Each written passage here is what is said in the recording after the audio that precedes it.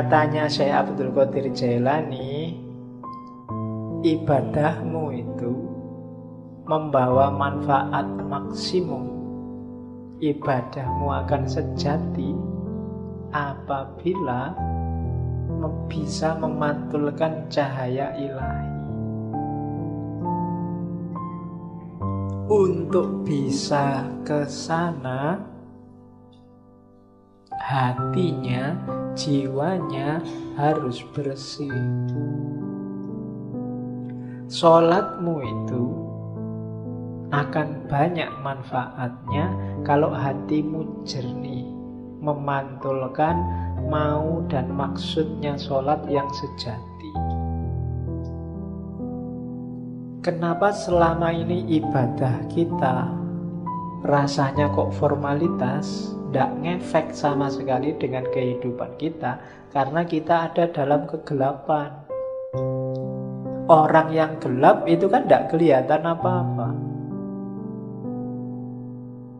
Sejatinya yang dia lakukan dia tidak paham, hakikat yang dia pahami, yang dia jalani juga dia tidak ngerti. Kenapa begitu? Karena hatinya gelap. Akalnya mungkin masih jalan, masih cerdas, bisa ngeritik sana, ngeritik sini, bisa ngomongnya kelas tinggi, tapi hidupnya sehari-hari tidak mencerminkan yang diomongkan, tidak mencerminkan yang diceramahkan kemana-mana. Kenapa begitu? Ya kalimatnya hanya berhenti di mulut. Hidupnya sendiri bukan cerminan itu. Kenapa kok hidupnya tidak jadi cerminan? Karena hatinya gelap. Menangkapnya pakai akal dia canggih, tapi menangkap pakai hati tidak bisa. Kenapa? Hatinya gelap. Nah, maka di antara syaratnya ibadah biar maksimum manfaatnya, singkaplah kegelapan hati. Bersihkan hatimu. Kalau katanya Ghazali, kotorannya hati itu kayak satu titik kotor di kaca. Kalau masih awal-awal, segera kamu bersihkan, mudah. Tapi kalau kamu biarkan lama, apalagi terus ditambah kotoran lagi, tambah kotoran lagi, lama-lama gelap dan membersihkannya susah. Akhirnya yang gelap pun kamu anggap terang, karena kamu nggak pernah ngerti terang. Jadi yang jelek kelihatannya jadi bagus. Kenapa? Karena belum pernah lihat cahaya yang baik, cahaya kebaikan. Sehingga yang jelek inilah dianggap inilah yang bagus. Kenapa begitu? Karena batinnya sudah gelap. Ya semakin mengerakkan membersihkannya tambah susah. Apalagi sama orang pinter. Orang pinter itu barang salah dia bisa muter-muter jadi benar. Sudah jelas-jelas ada buktinya, kadang-kadang ada CCTV-nya, masih bisa bikin alasan biar benar. Itu jagonya akal. Menunjukkan canggihnya akal, tapi sekaligus menunjukkan gelapnya hati.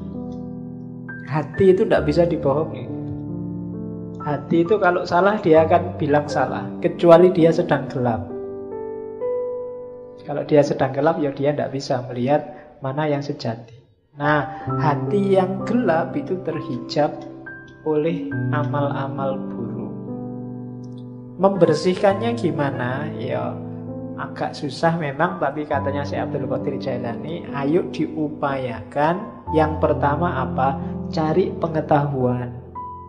Ilmunya harus banyak dulu. Ilmu apa? Ya yang berhubungan dengan pembersihan batin tadi. Cari ilmunya dulu, jangan ngawur. Nanti membersihkan hati pakai paranormal, membersihkan hati pakai apa? Tidak. Pengetahuan dulu, cari ilmunya dulu. Kalau sudah dapat ilmu, diamalkan ilmunya dengan usaha, dengan keberanian. Tidak ada gunanya ilmunya numpuk, ngaji sampai sesi 140 sekian, tapi tidak ada satupun yang diamalkan. Hidupmu tidak naik-naik kualitasnya. Ada pengetahuan, amalkan. Setelah itu, gunakan ilmumu untuk menaklukkan egomu. Tadi, menaklukkan dirimu. Dirimu harus ada di bawah kendali hati yang jernih, yang bercahaya. Akalmu jadikan pendukungnya. Akal ini bisa dibawa ke utara, bisa dibawa ke selatan. Akal ini pasukan yang paling kuat. Kalau kamu pakai mendukung kebaikan, ya dia kuat. Kamu pakai mendukung kejahatan, dia kuat juga. Anggota DPR itu orang pinter-pinter semua. Dan akalnya bisa kompak untuk mendukung sesuatu yang jadi ya wis kelihatan keliru, tapi bisa dibikin argumen macam-macam seolah-olah benar. Itu akal. Sebentar lagi mungkin perang Korea sama Amerika. Banyak yang tidak setuju perang. Antara yang setuju perang dan yang tidak setuju perang punya argumen semua, masuk akal semua. Itu akal. Kemarin waktu pilkada Jakarta, yang pro Ahok pakai akalnya juga, yang anti Ahok pakai akalnya juga. Itu akal. Maka akal itu tergantung dia dibawa kemana. Yang bisa menemukan yang sejati itu hati, kolbu. Cuma kolbu yang bisa menangkap cahaya. Karena dia tidak mencari keluar, tapi memantulkan yang di dalam. Hanya saja syaratnya dia harus dalam kondisi jernih. Untuk menjernihkan prosesnya pengetahuan, kemudian diamalkan. Untuk selanjutnya kuasai dirimu biar nggak dikuasai oleh egomu.